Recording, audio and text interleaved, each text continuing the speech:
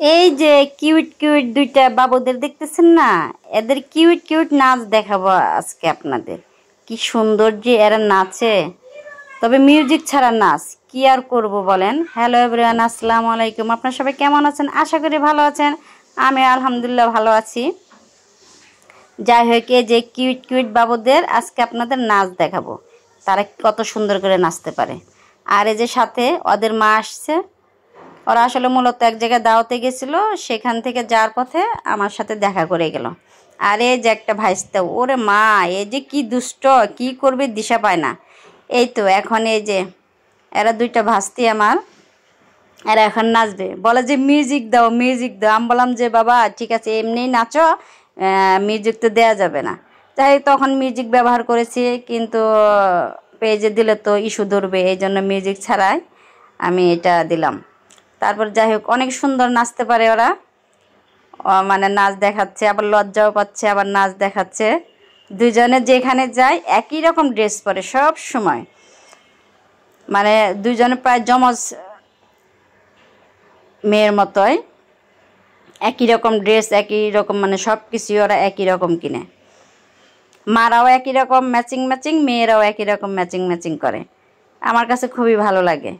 এই যে ড্রেসগুলো দেখেন না, কি সুন্দর ম্যাচিং করে কিনেছে। সে মানে কত সুন্দর করে নাচতেছে, শুয়ে শুয়ে বসে বসে। আল্লাহ, খুব সুন্দর লাগছে, মানে অনেক মজা করছে ওই দিনকে আমরা সবাই মিলে।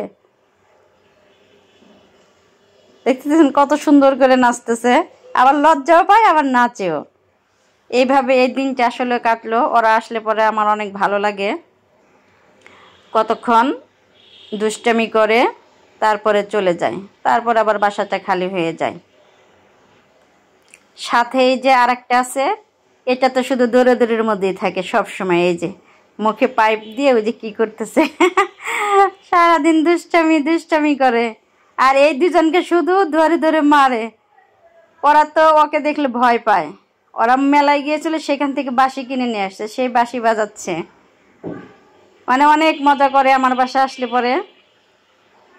আমি ওদেরকে নিয়ে অনেক মজা করি। এই যে এটা যে দুষ্ট, ওরে বাপরে বাপ, এই দুজনকে শুধু মারে শুধু মারে। ওরা তো ওকে দেখে ভয় পায় মাঝে মাঝে।